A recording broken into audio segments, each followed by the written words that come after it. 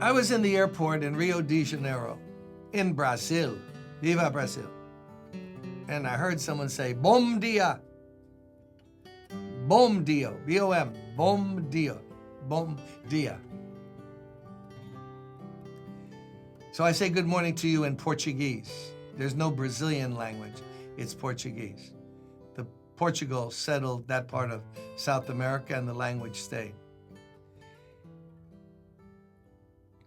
By the way, because I haven't eaten yet today, have you ever been to a Brazilian steakhouse where they just keep coming, cutting the meat? There's one here in downtown Brooklyn. They have 12 different cuts of meat. And then you have this little coaster, and if it's red, they won't come. If it's green, they keep coming. I'm a carnivore. I can go on protein blitzes where I just eating meat.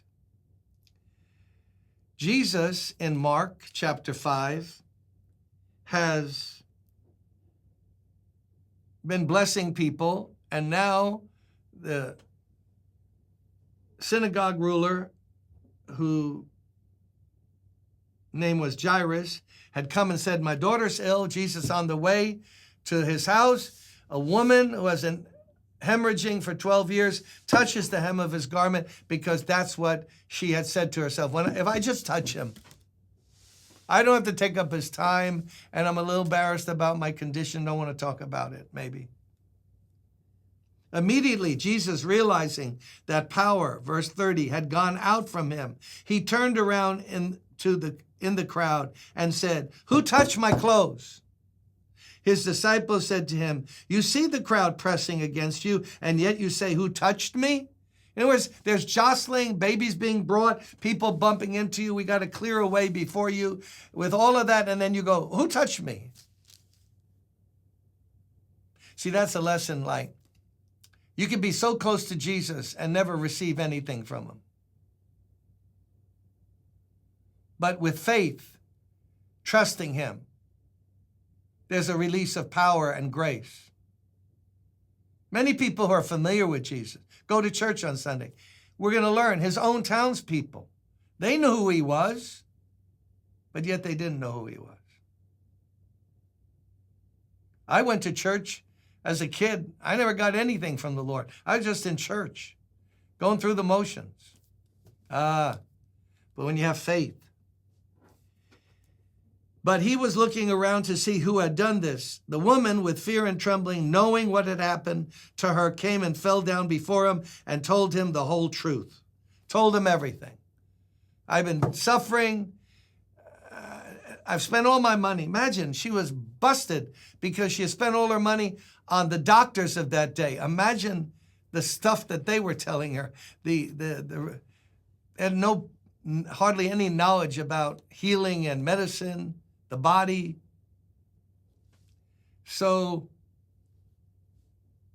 she told him everything. And then I said, if I just touch you, but see, notice he knew where virtue had gone out. Daughter, he said to her, your faith has saved you. No, I saved you. Daughter, the power came from me.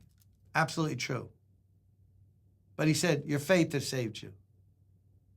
Go in peace and be healed from your affliction.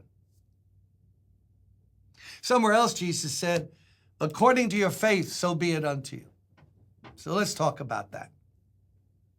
You can cry a river. You can be sincere. You can study the Bible, but without faith, it's impossible to please God.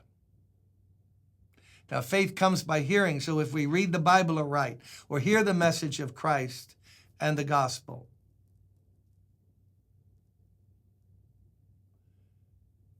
God can help us have faith arise in our soul. And once someone begins trusting the Lord, whoa, this unnamed woman, tradition says her name was Veronica, but we don't know that for sure. It's not in the Bible.